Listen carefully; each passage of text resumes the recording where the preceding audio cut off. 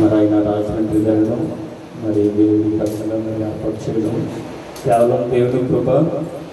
అయితే గడిచిన సోమవారం నాడు యానివర్సరీకి చెప్పారు అన్నయ్య వద్దామని అనుకున్నాను, కానీ అంటే నేను ఎక్కడున్నా నా మనసంతా మాత్రం ఇక్కడ ఉంది, వెళ్ళలేకపోతున్నాను అనేసి. అయితే మా మేనకోడది ఫంక్షన్ ఉండటం వల్ల రావడానికి వీలు పడలేదండి. ఆ రోజు మేము కాకినాడ కాలర వెళ్ళిపోయాం యానం దగ్గర, మరి అక్కడే ఉండవలసి వచ్చింది కార్యక్రమాన్ని బట్టి. ఇక అన్నికి వస్తానని మాట ఇచ్చాను, కానీ రాలేకపోయినందుకు నేను చాలా బాధపడ్డాను. పరిస్థితులు అలా ఏర్పడ్డాయి. అందులో బట్టి మరి ఏమీ చేయలేని పరిస్థితి, టైం అలాంటిది. కానీ అన్నీ ఎప్పుడు ప్యాకేసినా అందుబాటులో ఉంటాకైతే నేను ఇష్టపడుతున్నాను, ఎందుకంటే ఇది దేవుని పని కాబట్టి. కొన్ని మాటలు దేవుని మాటలు నేర్చుకుందామండి. చిన్న ప్రార్థన చేసుకుని వాక్యంలోనికి వెళ్దాం. పరిశుద్ధులైన ప్రభువా, మహోన్నతులైన యేసయ్యా నీకు వందనాలు. సర్వాధికారి సర్వోన్నతులు ప్రభువా, నీకు అసాధ్యమైనది ఏమీ లేదు. ఈ పునరుద్ధానపు ఆదివారంలో ప్రభువైనా తండ్రి, నువ్వు ఏది బయలుపరుస్తావో నువ్వు నేర్చుకోవడానికి, మా హృదయాన్ని అప్పగించుకోవడానికి సహాయం దయచేయండి. మమ్మల్ని మేము తగ్గించుకుంటూ నీ నామాన్ని మాత్రమే గణపరిచిన వారుగా ఉన్న ప్రతి ఒక్కరము ప్రభు నీకు లోబడి ఉండేటట్లు సహాయం దయచేయండి. ఇదిగో ప్రభు నీ వాక్య పట్ల వెళ్తుండగా మా హృదయాలను నీ కొరకు సిద్ధపరచమని, నీవే మమ్మల్ని నడిపించమని యేసు నామములో అడుగుచున్నాము తండ్రి, ఆమేన్. చూడండి, ఇందాక చెప్పినట్లుగా దీవించబడడానికి కానీ, దేవుడి దగ్గర ఆశీర్వాదాలు పొందుకోవడానికి కానీ చిన్న పెద్ద తేడా ఏమీ లేదండి. ఇప్పుడు చిన్నపిల్లలు వస్తే వాళ్ళు దీవించబడతారు. మాకు ఆల్రెడీ వయసు అయిపోయింది, మేము వృద్ధాప్యంలోకి వస్తాము, లేకపోతే మేము యవ్వనంలో ఉన్నాము అని ఎవరికాళ్ళు ఏమనుకుంటారంటే, దీవించబడడానికి ఒక అర్హత కోరుకుంటారు. నా వయసు సరిపోదేమో దేవుని దగ్గరికి వెళ్తాకి, లేకపోతే నాకు ఇది టైం కాదేమో అనుకుని చాలామంది ఏం చేస్తారంటే దేవుని దగ్గరికి రావడానికి వాయిదాలు వేస్తూ ఉంటారు. అయితే మా అందరికీ తెలుసు, ఆదికాండం 12వ అధ్యాయంలో అబ్రహాం దేవుడికి పిలుచుకున్నాడండి. 75 సంవత్సరాలు ఉన్నప్పుడు పిలుచుకున్నాడు. కానీ ఎప్పుడు దీవించాడు తెలుసండి? 100 సంవత్సరాలు వచ్చిన తర్వాత దీవించాడు. కానీ ఈ 25 సంవత్సరాలు మన అబ్రహాంతో దేవుడు చేసిన పని ఏంటంటే పరీక్షించాడు. ఏం చేశాడండి అంటే, వృద్ధాప్యంలో అడుగు పెట్టిన తర్వాత, ముసలి వయసులోకి అడుగు పెట్టిన తర్వాత అబ్రహాం ఏం చేశాడంటే దీవించబడ్డాడు. సారా కూడా అంటది, నా శరీరం మృతత్వం అయిపోతుంది, ఇప్పుడు నేను బిడ్డన కంటనా అని నవ్వుకుంటాడు. కానీ దేవుడు అప్పుడే బిడ్డనిస్తాడు. దేవుడి కార్యాలు మనకి ఊహకు ఊహించుకున్నట్టుగా ఉండవండి. ఎందుకంటే మనం అనుకోవచ్చు, నేను వృద్ధాప్యం అయిపోయాను, నా మనవాళ్ళు ఎలాగుంటారు, నా బిడ్డలు ఎలాగుంటారు, నేను చేసే ప్రార్థన దేవుడి దగ్గరికి వెళ్తుంది లేదో, వయసు ఉన్నంత కాలని దేవుడు దూరం అయిపోయాను, ఇప్పుడు ఏదో వయసు అయిపోతున్నప్పుడు దేవుని దగ్గరికి వస్తాను, నా ప్రార్థన దేవుడి దగ్గరికి చేరుతుందా అంటే దేవుడు అంటాడు, నీ ప్రార్థన కూడా నేను వినే దేవుణ్ణి. ఎందుకంటే నీవు ఆయనకు ప్రార్థన చేయగా ఆయన నీ మనవి ఆలకించును. అక్కడ వయసు పెట్టలేదు. ఇదిగో ఈ వయసులో ఉన్నవారు మాత్రమే దేవుడికి ప్రార్థన చేస్తే నేను పరమందు చేర్చుకుంటాను, ఇంకో చిన్న పిల్లలు మాత్రం చేస్తే నిన్న పరమందు చేర్చుకుంటున్నాను. ఇరిమియా గ్రంథంలో ఒక మాట ఉంటుంది, చక్కని మాట, నీవు ఆయనకు ప్రార్థన చేయగా ఆయన నీ మనవి ఆలకించును. కాబట్టి చక్కటి మాటలు మరి బ్రదర్ ద్వారాగా దేవుడు వాళ్ళందరినీ కూడా తాకిడని నేను నమ్ముచున్నానండి. హల్లెలూయా, హల్లెలూయా. అయితే ఒక మాట మనం వాక్యంలోకి వెళ్తూ ఒక మాట మనం జ్ఞాపకం చేసుకుందాం. చూడండి, ఒక కుటుంబం ఉందంట. ఆ కుటుంబంలో పెళ్లి వయసుకు వచ్చిన యవన బిడ్డలు ఉన్నారు. ఎవరండి? యవన బిడ్డలు ఉన్నారు. ఈ లోపల తల్లిదండ్రులు ఏం చేస్తారంటే, ఏదో ఒక టైంలో వివాహం చేయాలి కనుక ముందుగా సంబంధాలు అనేది వెతుక్కుంటూ ఉంటారు, అందరికీ చెప్తారు. అయితే దేవుని కృపను బట్టి ఒక చక్కటి సంబంధం ఆ బిడ్డకు వచ్చింది. వచ్చిన తర్వాత చక్కగా వివాహం అయింది. ఇప్పుడు వివాహం అయింది కాబట్టి వారి దగ్గరికి ఎవరు వస్తారంటే, ఇరుగు పొరుగు వారు, చుట్టాలు, బంధువులు ఏం చేస్తారంటే, కొత్తగా వివాహం అయింది, అమ్మా నీ కాళ్ళు ఎలా ఉంది, ఏం చేస్తుంది అని వచ్చి పలకరిస్తాకు వస్తూ ఉంటారు. వచ్చినప్పుడు వీళ్ళందరూ అనుకునే విషయం ఏంటంటే, చక్కటి కోడల్ని సంపాదించుకుంది, గట్టికి మంచి వివాహం అయింది అని ఇల్లు చూస్తున్నారంటే అండి. ఇల్లు చూస్తున్నప్పుడు ఇల్లు ఎలా పడుతుందాగా ఉంది, బట్టలు అక్కడే ఉన్నాయి, కప్పులు ఇక్కడే ఉన్నాయి, ఇల్లు ఊడవట్లేదు, చాలా గందరగోళంగా ఉంది. వచ్చిన వాళ్ళు గుమ్మం దగ్గర ఆగి చెప్పులు విప్పి అలా వచ్చేటప్పటికి ఇల్లు చాలా శుభ్రంగా ఉంటుంది. ఇప్పుడు వరకు ఆ మొక్కతే కష్టపడింది, తనకు ఇంకొక ఆడ మనిషిని దేవుడు తోడుగా ఇచ్చాడు. ఇప్పుడు ఇద్దరు కలిసి ఏం చేస్తారు, పని చేసుకుంటారని చూస్తే వచ్చిన చుట్టాలు బంధువులు ఆశ్చర్యపోతున్నారట. ఎందుకంటే పెళ్లి కాకముందు ఇల్లు నీట్గా ఉంది, పెళ్ళిన తర్వాత ఎలా ఉంది, ఇల్లు ఇల్లులాగా కనపడట్లేదు. ఏంట్రా పరిస్థితి అంటే కోడలు వెళ్ళి అక్కడ ఉంది, అత్తగారు వెళ్ళి ఇక్కడ ఉంది, ఇంట్లో ఒక రకమైన టెన్షన్ లేకపోతే ఒక రకమైన శోధన అనుకోవచ్చు. అయితే వచ్చేవాళ్ళు అనుకుంటున్నారు చక్కటి కోడలు దేవుడు ఇచ్చాడు అని అనడానికి ముందు ఇల్లు పరిస్థితి చూసి సరే అమ్మ నేను మళ్ళీ వస్తాను, ముందు ఇల్లు చక్కబెట్టుకోండి అంటారు. ఎందుకు ఈ విషయం చెప్తున్నానంటే మనకి అందరికీ ఒక సామెత తెలుసు, ఇంటికి దీపం ఇల్లాలు అంటారు. ఇల్లుని చూసి ఇల్లాలని చూడక్కర్లేదు అంటారు. అంటే వయసును బట్టి ఈ విషయం మాట్లాడట్లేదు కానీ చూడండి, ఇల్లు అనగా మన యొక్క దేహం. ఇంటిని కూడా మనం ఏం చేసుకోవాలండి, చక్కపరుచుకోవాలి. నిజమే, ఒక కొడుకు పెళ్లి చేసింది ఒక తల్లి తన ఇల్లుకి అనేక మంది వస్తున్నప్పుడు ఆ ఇల్లు ఎలా పడతాలనుకుంటే ఎవరైనా ఉంటారా? ఉండరు. ఎందుకంటే అక్కడ ఇల్లు నీట్గా ఉన్నప్పుడు కుర్చీ ఉండవలసి అసలు కుర్చీ ఉండాలి, చక్కగా పడ్డగా మంచం మీద ఉండవలసిన ఆ యొక్క బెడ్షీట్ మంచం మీద ఉండాలి. అంతేగాని అది ఇక్కడ ఇది ఇక్కడ ఉందనుకోండి, వచ్చినందరూ కూడా ఇది ఇల్లులాగా లేదమ్మా ఇది ఏదోలా కనబడుతుంది, సరే అమ్మా అని వెళ్ళిపోతూ ఉంటారు. మన జీవితం కూడా ఒక్కోసారి మనం ఆలోచిస్తున్నప్పుడు మన జీవితం ఎలా ఉంటుందంటే దేవుని దగ్గరికి రావడానికి అనేకమైన అడ్డంకులు మనం పెట్టేసుకుంటూ ఉంటామండి. ఒక పాపం అని లేకపోతే దేవుని దగ్గరికి రావడానికి ఒక రకమైన ఇగుతో మనం ఏం చేస్తామంటే ఆయన దగ్గరికి వస్తే మనం ఎక్కడ మారిపోతామో, మన ఇల్లు ఎక్కడ చక్కబెట్టుకోవాల్సి వస్తుందో, దేవుడు లోపాలను ఎక్కడ ఎత్తిసి పెడతాడో అని మనం ఏం చేస్తామంటే దేవుని దగ్గరికి రావడానికి ఇదే బాగుంది కదా, మన ఇల్లు చక్కబెట్టుకోవడం పర్లేదు, జీవితం ఎలాగా వెళ్ళిపోతుందని చెప్పి దేవుడికి దూరమయ్యే పరిస్థితులు అనేకమైనవిగా కనబడుతూ ఉన్నాయి. అయితే బైబిల్ గ్రంథంలో ఒక మాట కనబడుతుంది. 119వ కీర్తన 105వ వచనంలో చక్కని మాట ఉంటుంది చూడండి. కీర్తనలు 119వ కీర్తన 105వ వచనం, నీ వాక్యము నా పాదములకు దీపమును నా త్రోవకు వెలుగునై ఉన్నది. చాలండి. చూడండి, దేవుడి వాక్యం సెలవిస్తుంది, ఆయన వాక్యం అంట మన పాదాలకి దీపం. నేను ఒకసారి ఈ వాక్యం అనేది ఎందుకో తెలియదు, నా మనసు వెళ్ళింది. అయితే ఏంటి ప్రభు వాక్యాన్ని తీసుకొచ్చి ఎక్కడ పెట్టావు, పాదాలకి పెట్టావు ఏంటి, పాదాలకి నీ వాక్యాన్ని ఎలాగా మేము అది ఎలాగా అనుకోవాలి అని ఆలోచన చేస్తున్నప్పుడు, ఎందుకంటే ఒక వ్యక్తి అడుగుతున్నాడంట ఒక దగ్గరికి వచ్చి, ఏంటంటే ప్రతి ఆదివారం చర్చికి వెళ్ళిపోవాలా, ప్రతి శుక్రవారం చర్చికి వెళ్ళిపోవాలా, అసలు ఈ దేవుడు దేవుడు అని చెప్పి ప్రతి శుక్రవారం ఆరాధన ప్రతి ఆదివారం ఆరాధన ఏంటంటే మీ దేవుడు నమ్ముకుని వదిలేస్తే కుదరదా, హల్లెలూయా చెప్పి వదిలేస్తే కుదరదా, ఇటు ప్రతిరోజు వెళ్ళిపోవాలా అని ఒక వ్యక్తికి ఏం చేస్తున్నాడండి, ప్రశ్న వేస్తున్నాడంట. అయితే అతను ఈ రకంగా బదిలించాడంట, సరే అండి దేవుడిని ఒకసారి నమ్ముకుని వదిలేద్దాం, అయితే మీరు ఒక పని చేయండి, పుట్టిన దగ్గర నుంచి మీరు తల్లిపాలు తాగారు, ఎదిగిన తర్వాత డబ్బా పాలు తాగారు, తర్వాత సెరిళ్ళకి తిన్నారు, ఆ తర్వాత చారేసి అన్నం పెట్టింది, ఆ తర్వాత ఇప్పుడు తక్క ముక్క తింటున్నావు, మీరు ఒక వారం రోజులు తినడం మానేయండి, తినేసి మానేసిన తర్వాత అప్పుడు వచ్చిన దగ్గర అడగండి, మీకు ఇంకా బాగుందంటే 4 రోజులు మానేయండి, అప్పుడు వచ్చి నన్ను అడగండి, ఇంకా మీకు బాగుందంటే 2 నెలలు మానేయండి, అప్పుడు వచ్చి నన్ను అడగండి చెప్తానన్నాడంట.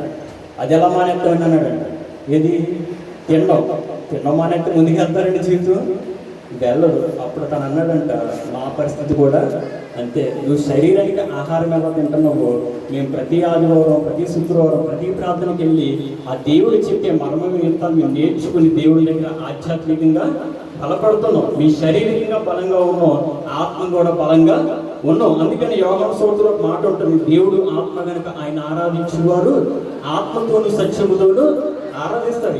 అక్కడ శరీరాలతో ఆరాధిస్తారు పెట్టచ్చు కదా, పెట్టడు. ఎందుకంటే దేవుడు ఆరాధించేవారు ఆయన ఆత్మ సంబంధంగా పిలుచుకున్నాడు కాబట్టి.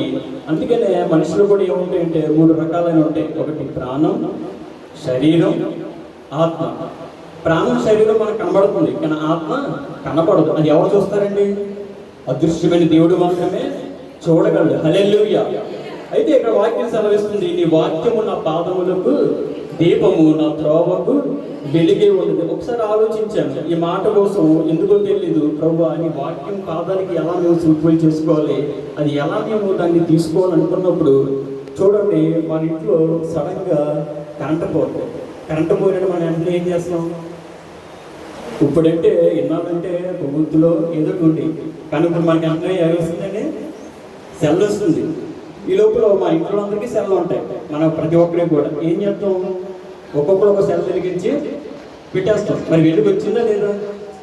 వచ్చింది. అయితే ఇప్పుడు ఇదే సెల్ తోటి చాలా కాలాంతకాలంలోకి వెళ్ళాలి. అక్కడికి ఈ సెల పట్టుకుని లైట్ వేసుకుని ఏం చేస్తుంది సార్, అక్కడ ఉన్నదాన్ని చూడాలంటే ఇక్కడి నుంచి మనం వెతుకులాట మొదలెడతాం. అక్కడ వేసుకుని ఇక్కడ నడవం. ఏం చేస్తామండి?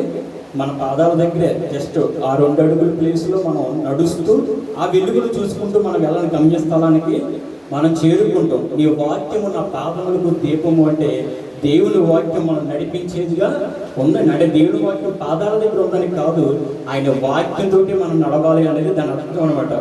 కాబట్టి నీ వాక్యము నా పాదములకు దీపము, నా త్రోవకు వెలుగునై ఉన్నది. ఈ వెలుగు ఏం చేస్తుందంటే నేను ఎలా నడిపించాలో, ఇక్కడ దారి కనబడట్లేదు, అక్కడ నువ్వు చుట్టూ గమనించినప్పుడు నీకు మంచి దారి కనబడుతుంది. అప్పుడు ఏం చేస్తామంటే ఈ దారి విడిచి మంచి దారి వెళ్ళడానికి అది మనకి ఏం చేస్తుంటే ఆ వాక్యం నడిపిస్తుంది. అంటే దాని అర్థం ఏంటంటే ఆ వెలుగు మనల్ని ఏం చేస్తుందంటే ఆ యొక్క దేవుని యొక్క వాక్యం మన హృదయంలో ఎప్పుడైతే వెలిగించుకుంటామో మన హృదయంలో ఉన్న చీకటి బ్రతుకునంతా కూడా ఏం చేస్తుందండి? బయట పెడుతుంది. ఒకవేళ నీళ్ళు పాపం ఉందేమో, ఆ పాపం ఎవరికి చెప్పుకోలేకపోతామో దాని నుంచి మదన పెడతామో, ఎలా విడిచిపెట్టాలో తెలియలేదు. ఇప్పుడు దేవుని వాక్యం నీ హృదయంలోకి వచ్చి నేను వెలిగిస్తున్నప్పుడు ఆ పాపం ఏమవుతుందంటే కనుమరుగుతూ ఉంటుంది. ఆ పాపం నీకు దూరం అవుతూ ఉంటుంది, ఆ ఆలోచనలు నీకు దూరం అవుతూ ఉంటాయి, ఆ వ్యసనాలు నీకు దూరం ఉంటాయి. ఎందుకంటే మనం అనుకోవచ్చు, ఏవో నా తల్లి మంచిది, నా తండ్రి మంచిది, లేదంటే నాకున్న ఇరుగు పొరుగు మంచోడు, నేను ఎందుకు ఇలా పాడైపోతానని నువ్వు అనుకోవచ్చు. ఎందుకు పాడైపోతానో నీకు తెలియదు, కానీ దేవుని వాక్యం నీలోకి వచ్చినప్పుడు దేవుడు నీకు బయలుపరుస్తాడు. బిడ్డ, ఇది నీ పరిస్థితి, ఇదిగో నీ వాక్యంతో నేను ఏం చేస్తున్నానో నేను చేస్తున్నాను, ఇదిగో చీకటి నుంచి నువ్వు. అందుకే పేతురు రాసిన గ్రంథంలో ఒక మాట ఉంటుంది, ఏంటంటే ఆశ్చర్యకరమైన తన సంగతులు బయలుపరచడానికి వెలుగులోనికి నడిపిస్తున్నాడట. అయితే సామెతల గ్రంథం 7వ వచనంలో మాట కూడా ఉంటుంది. సామెతల గ్రంథం 20వ అధ్యాయం 7వ వచనం, నరుని ఆత్మ. సామెతల గ్రంథం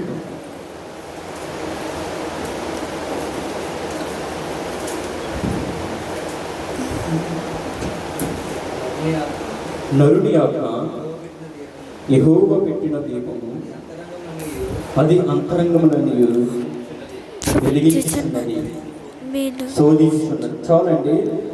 చూడండి, నరుని ఆత్మ అంట ఎవరు పెట్టిన దీపం అండి?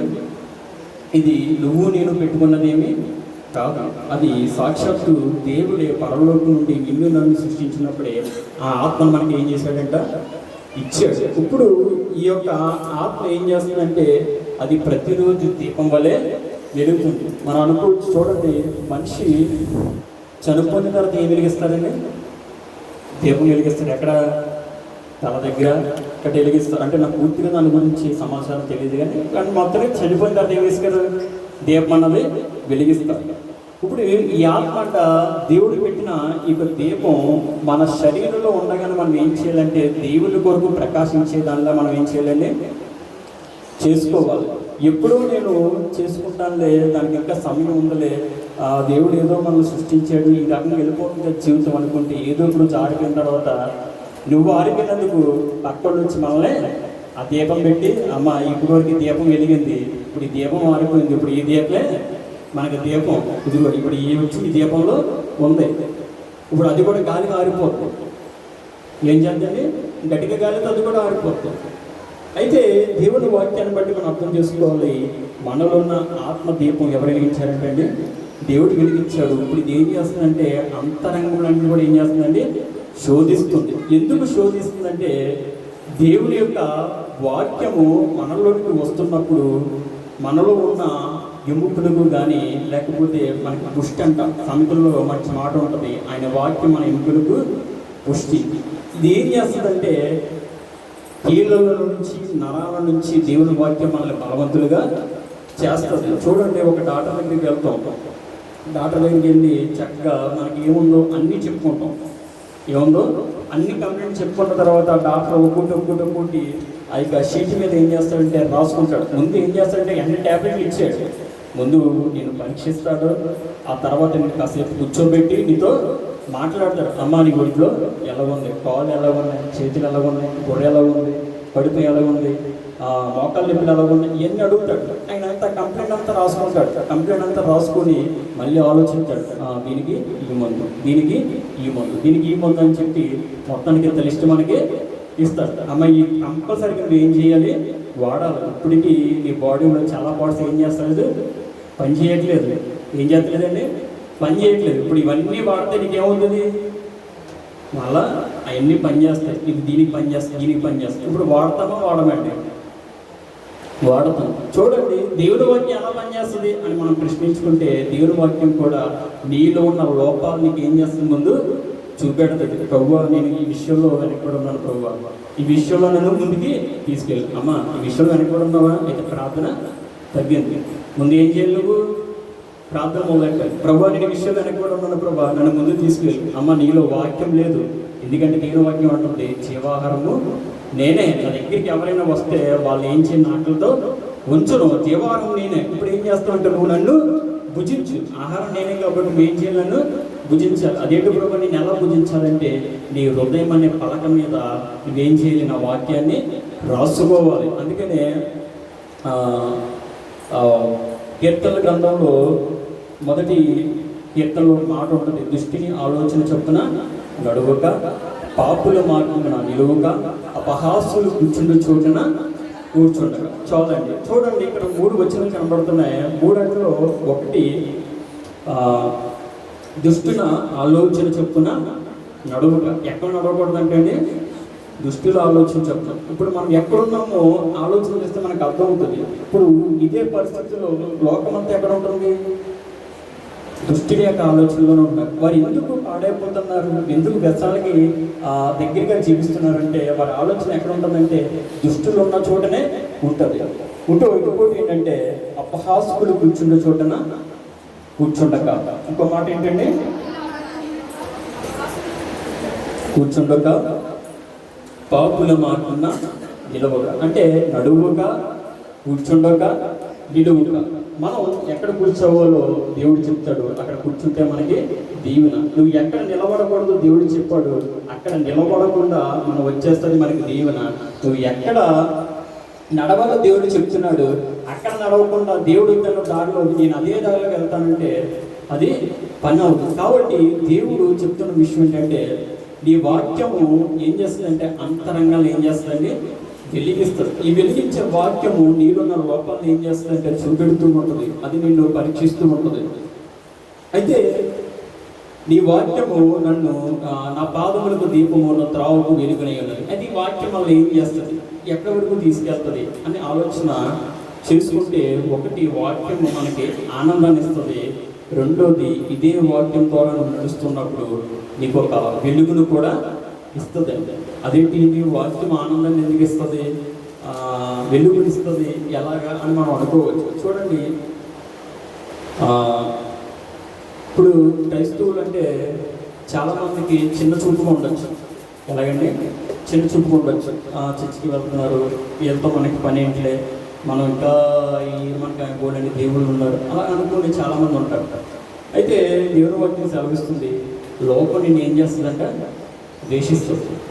ఏం చేస్తుందండి, ద్వేషిస్తుంది. ఎందుకంటే యేసు ప్రభు వారిని ఏం చేసింది, ద్వేషించింది. ఆయన ఎన్నో తప్పుడు పని చేశాడు, ఆయన చాలా అద్భుతాలు చేశాడు. ఆశ్చర్యకారులు చనిపోయిన వారిని లేవనెత్తాడు, గుడ్డు వారికి కళ్ళు ఇచ్చాడు, కుంటి వారికి కాళ్ళు ఇచ్చాడు, కుటుంబాన్ని కట్టాడు, జక్కైని మార్చాడు. ఇన్ని చేసిన దేవుణ్ణి ఆఖరికి లోకం ఏముందంటే నువ్వు మాకు వద్దు, ఆ బరబ్బానే విడిచిపెట్టండి, బందిపోటునే విడిచిపెట్టండి, మాకు ఈ నీతివంతుడు వద్దని వెనక్కినేశారు. ఇప్పుడు క్రైస్తవ లోకంలో మనం లేము, మనం ఎక్కడ ఉన్నాం, లోకంలో ఉన్నాం.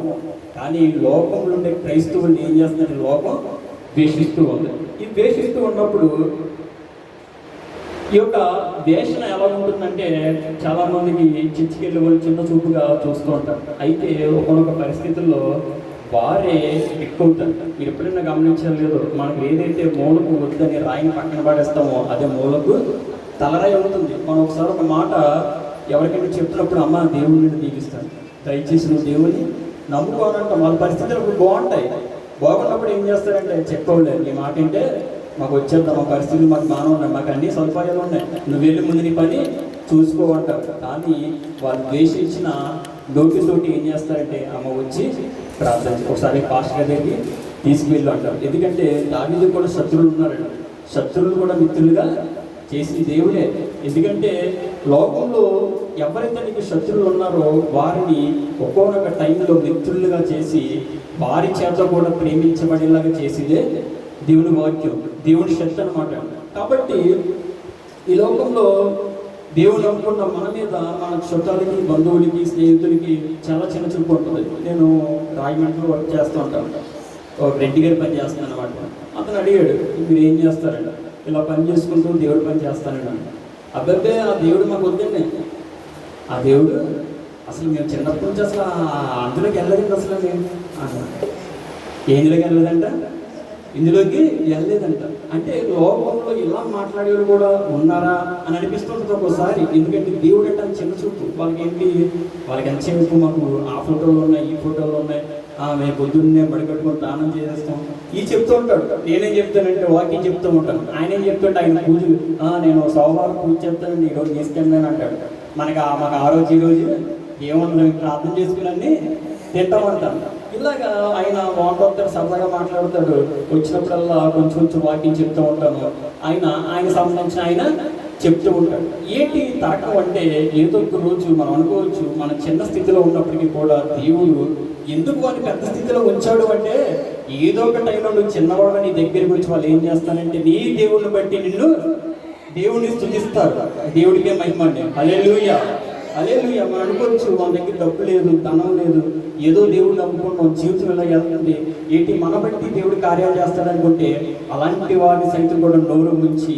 ఎందుకంటే దానియేలు సింహంలో ఉన్నప్పుడు రాజును కూడా నమస్కారం పెట్టించిన దేవుడు చేశాడు. షడ్రకు, మెషకు, అబేద్నెగోలు అగ్నిగుండంలో పడినప్పుడు కూడా రాజు నమస్కరించి నీ దేవుడే గొప్ప దేవుడి శాసనము రాయించాడు. ఎస్తేరు చేసిన ప్రార్థన బట్టి మొత్తానికి యెరూషలేము యొక్క శాసనాన్ని దేవుడు ఏం చేశాడండి, మార్చాడు. మనం అనుకోవచ్చు మన దగ్గర ఏముందంటే ప్రార్థన శక్తి ఉంది. ఆ దేవుడు మనకి ఇచ్చిన ఆయుధం ఏంటంటే ప్రార్థనే. మనం అనుకోవచ్చు ఏదో చేసేద్దాం, తంత్రం చేసేద్దాం, మంత్రం చేస్తే ఏమీ లేదు. ఒక్కటి నువ్వు కన్నీరుగా ప్రభువు తన గురించి ప్రార్థన చేస్తే ఏదో ఒక రోజు దేవుడు తీసుకొస్తాడు. ఆ దేవుడు ఎందుకంటే అంటాడు, నీ శత్రువులు కూడా మిత్రులుగా చేయగలను. ఆ శక్తి ఎవరి దగ్గర ఉందండి, దేవుడి దగ్గర ఉంది. కాబట్టి మన దేవుడి వాక్యం ఏం చేస్తుందంటే ముందు మన అంతరంగాన్ని వెలిగిస్తుంది. ఆ తర్వాత దేవుడి వాక్యం ద్వారా అనేక మందిని మార్చడానికి దేవుడు ఏం చేస్తాడండి, కృప చూపిస్తాడు. కాబట్టి ఇర్మియా రాసిన గ్రంథం 15వ అధ్యాయం 16వ వచనం. ఈ మాటలు నాకు దొరకగా నేను వాటిని భుజించి తిని, సైన్యములకు అధిపతి యెహోవా దేవా నీ పేరు నాకు పెట్టబడిన గనుక నీ మాటలు నాకు సంతోషమును, నా హృదయమునకు ఆనందమును కలుగు చేయుచున్నది. చాలండి, దేవుని స్తోత్రం చేద్దాం. హల్లెలూయా. ఎవరికి సంతోషాన్ని, ఆనందాన్ని ఇస్తుందంటే అండి, ఎవరైతే దేవుడు మాటలు భుజిస్తారో వారికి దేవుడు ఏం చేస్తాడంటే వారి హృదయంలో సంతోషాన్ని, ఆనందాన్ని ఏం చేస్తున్నాడంట, కలగ చేస్తున్నాడు. ఎవరిని బట్టి ఈ ఆనందం అంటే నీ పేరు నాకు పెట్టబడిన గనక. ఎవరి పేరండి? మనం ఈ రోజున చిన్న చూపు చూడొచ్చు, కానీ రేపు పొద్దున్న వారే నీ దేవుడే గొప్ప దేవుడు, నీ దేవుడే స్తుతి నొందదగిన వాడు, నీ దేవుడు అద్భుతాలు చెయ్యి కలవడానికి ఏం చేస్తారంటే సాక్షి చెప్తారు. మనం అనుకోవచ్చు ఇద్దరు ముగ్గురు చూసి నేను దేవుడు నమ్ముకున్నాను కానీ ఎవరు నన్ను పట్టించుకోవట్లేదు, చాలా చిన్న చూపు చూస్తున్నారు, ఎక్కడికి వెళ్ళినా నాకు ఆ వేటి ఇస్తలేదు అనుకోవచ్చు. కానీ ఇప్పుడు నిన్నులా దేవుడు ఉంచడు. ఒక రోజు వస్తుంది వారు కూడా, అప్పుడు ఏం చేస్తారంటే వాళ్ళు కూడా నువ్వు చెప్పిన మాట ఏదో ఒకటి నాటపడుతుంది. అప్పుడు ఏం చేస్తారంటే అమ్మ మా ఇంటికి వచ్చి ప్రార్థించు, ఇంకొన్ని సేవకులు పిలిపించి. ఒకప్పుడు నీతో నేను చాలా దుర్భాషగా మాట్లాడి చాలా చిన్నదానిగా చూశాను, కానీ దేవుడు ఊరుకోలేదు. దేవుడు నాకు ఏం చేశాడండి, గుణపాఠం నేర్పాడు. కాబట్టి నేను కూడా నీ దారిలోకి వస్తాను అని ఏం చేస్తారంటే వాళ్ళు కూడా రావడానికి దేవుడు ఏం చేస్తాడంటే నీ మీద పెట్టబడిన పేరు చూసా, సైన్యములకు అధిపతి యెహోవా, ఆ పేరు పెట్టబడిన నీవు ఎప్పుడు కూడా చిన్నదానివి కావండి. మన చిన్నవాళ్ళము కావు. నేనున్నాను చాలా పెద్ద పెద్దలతో తిరుగుతాను, అంటే సేవకుడితోటి. ఎందుకంటే ఒకప్పుడు నేను సేవకుడిని చూడాలంటేనే చాలా ఇది. ఎందుకంటే పెద్ద పెద్ద సేవకులు వచ్చినప్పుడు మా స్థానిక సంఘంలో మా పాస్టర్ గారికి వచ్చేవారండి. వస్తున్నప్పుడు వాళ్ళంటే వాళ్ళ పేరుగాంచడం కాకపోయినా వాళ్ళకున్న ఆధ్యాత్మిక శక్తిని బట్టి వాళ్ళతో ప్రార్థన చేయించుకోవాలంటే కూడా భయపడేవాళ్ళు. వాళ్ళ దగ్గరికి వెళ్తా కూడా భయపడేవాళ్ళు. పాస్టర్గా తీసుకెళ్ళి ప్రార్థన చేయండి బాబు కోసం అని చక్కగా చెప్పి ప్రార్థన చేయించేవాళ్ళు. అయితే ఈ రోజున పరిస్థితి ఎలా ఉందంటే మనం వెళ్ళాలి కానీ టైం తీసుకుని చాలా పెద్ద సేవకుల సహవాసం అనేది ఉంది. ఒకప్పుడు వాళ్ళు యూట్యూబ్లో చూస్తే చాలా అనుకున్న వాళ్ళు ఈరోజు సేకరించుకుని నిలబడే స్థితికి దేవుడు తీసుకొచ్చాడు. మనం అనుకోవచ్చు చిన్న స్థితిలో, అంటే నా ఊరు దాటకుండా నేను ఉంటే కనుక నేను ఏ పని చేయలేకపోయాను, కానీ దేవుడు కొరకు సమర్పించుకున్నాను ప్రభు. అంటే సేవకులతో ఫోటో తీసుకోవడం ఇదంతా పెద్ద విషయం అంటే నేను దాని గురించి చెప్పట్లేదు. దేవుడు ఒక స్థితి నుంచి ఏం చేశాడంటే మార్చాడు. ఆ స్థితిలో ఉంచేయకుండా దేవుడు ఏం చేశాడంటే మార్చాడు. ఒకప్పుడు యూట్యూబ్లో చూసే పాస్టర్ చూస్తే డైరెక్ట్గా చూస్తే చాలా అనుకున్న పరిస్థితి నుంచి వారితో సేకరించుకొని వారితో కొంచెం మంచి విషయాలు మాట్లాడి అక్కడ దాకా దేవుడు తీసుకొని దేవుడు కృపే కదండి. ఇందులో నాదేమో ఉందా, వాళ్ళు నేను డబ్బులు ఇచ్చి ఫోటో తీయించుకుంటున్నానా? లేదు. డబ్బులు ఇచ్చి ఫోటో తీయించుకుంటే అక్కడ చాలామంది లైన్లో ఉంటారు, మన దగ్గర డబ్బులేమి లేవు. కానీ ఏమంటే దేవుడు కృప మాత్రమే ఉంది. ఒకప్పుడు చూస్తే చాలా అనుకున్న దగ్గరికి ఈ రోజు వాళ్ళ దగ్గరికి వెళ్ళి వాళ్ళతో పక్కన కూర్చొని మరి స్టేజ్ ఫీల్ లేకుండా దేవుడిని నిలబెట్టే పరిస్థితికి తీసుకొచ్చాడు. కారణం ఏంటంటే కేవలం దేవుడి దగ్గర ఉన్న విశ్వాసం. వాక్యం మనల్ని ఏం చేస్తుందంటే వెలుగులోకి నడిపించేటప్పుడు ఆ యొక్క మార్గాన్ని కూడా దేవుడు ఏం చేస్తాడండి తీసుకెళ్తూ ఉంటాడు. ఆ మార్గాన్ని కూడా దేవుడు ఏర్పాటు చేస్తూ ఉంటాడు. ఈరోజు అనుకోవచ్చు పెద్ద పెద్ద వాళ్ళు చూసి నేను ఈ స్థితిలో ఉన్నానే, మనం ఎప్పుడు ఎదగమని. కానీ దేవుడు ఒక సమయం వచ్చినప్పుడు అంటాడు దేవుని వాక్యంలో కూడా, నీకంటూ ఒక టైం ఉంది. ఆ టైంలో దేవుడు ఏం చేస్తాడండి అదే రైట్ టైంలో నిన్ను దేవుడు లేవనెత్తుతాడు. ఆ సమయం వరకు మనం ఏం చేయాలి, దేవుడి దగ్గర కనిపెట్టాలి. మీకు స్టార్టింగ్లో ఉదాహరణ చెప్పాను. అబ్రహాము 25 సంవత్సరాలు ఏం చేశాడండి, 75వ సంవత్సరంలో దేవుడు పిలుచుకుంటే ఇంచుమించు 100వ సంవత్సరం వచ్చేదాకా దేవుడి దగ్గర కనిపెడుతూనే ఉన్నాడు. దేవుడు అక్కడికి వెళ్ళమంటున్నాడు, ఇక్కడికి వెళ్ళమంటున్నాడు, అక్కడ ఉండమంటున్నాడు. ఎక్కడ స్థిరం ఉండలేదు అబ్రహాముకి. ఆఖరికి తిరుగుతున్నాడు, ప్రార్థన చేస్తున్నాడు. దేవుడు 100వ సంవత్సరం ఇస్సాకుని ఇచ్చి దేవుడు ఏం చేశాడండి దీవించాడు. తాను నడిచిన నేలంతా అబ్రహాముకు దేవుడు ఇచ్చాడు. అబ్రహాముకున్న ఆస్తిని మనం చూసుకున్నట్లయితే ఆ టైంలో ఇప్పుడు అమ్మాని ఎలాంటి వాడో అమ్మాని ఇచ్చిన 100 రెట్ల ఆస్తితో దేవుడు ఏం చేశాడండి అప్పట్లోనే అబ్రహాంని దీవించాడు. ఈరోజు మనం బెనిఫిట్స్ అని చెప్పుకుంటాం, పెద్ద షేర్ మార్కెట్లో పెట్టుబడి పెట్టి కోట్లు సంపాదించని చెప్పుకుంటాం. వారిని సైతం తలదన్న ఆస్తి దేవుడు అబ్రహాంకి ఇచ్చాడు. అలాంటి దేవుడు ఈరోజు నీకు నాకు ఏం చేయాలని తోడుగా ఉన్నాడు. అందుకనే మనం ఒక పాట పాడుతాం. ఏం పాట అంటే పాట గుర్తొస్తుంది.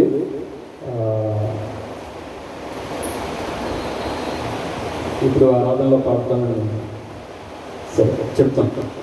అయితే దేవుడు మనకి ఏం చేస్తాడంటే తోడుగా ఉన్నాడు. ఆదిలోనే తోడుగా ఉన్నాడు కాబట్టి మనం ఏం చేయాలంటే దేవుడికి లోబడి జీవించాలి. చూడండి కొరింథీయులకు రాసిన 2వ పత్రిక 4వ అధ్యాయం 4వ వచనంలో,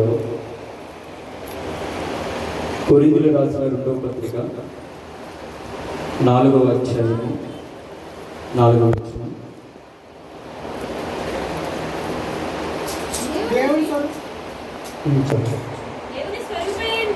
దేవుని స్వరూపి ఉన్న క్రీస్తు మహిమను సువార్త ప్రకాశం వారికి ప్రకాశింపుకుండు నిమిత్తము ఈ యుగ సంబంధమైన దేవత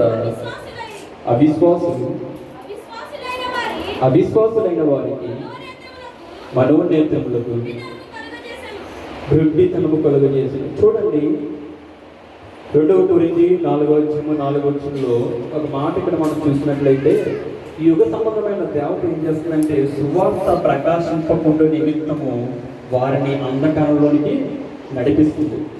ఇప్పుడు ఎవరైనా మారాలి అంటే ఒక మంచి మాట చెప్పాలి మనం. ఏం చేయాలని? నువ్వు చెడిపోతావు, నువ్వు పాడైపోతావు అంటే ఎవరు కూడా రాదు. ఏం చెప్పాలి? అమ్మా నువ్వు బాగుంటావు తల్లి, ఈ పరిస్థితి ఇదా, అయినా దేవుడు నిన్ను విడిచిపెట్టడు, నిన్ను దేవుడు ఆదరిస్తాడు, ప్రేమిస్తాడు అని చెప్పాలి. ఇప్పుడు ఈ యుగ సంబంధమైన దేవుడు ఏం చేస్తుందంటే మనం ఎవరి గురించి చెప్తున్నామో వారి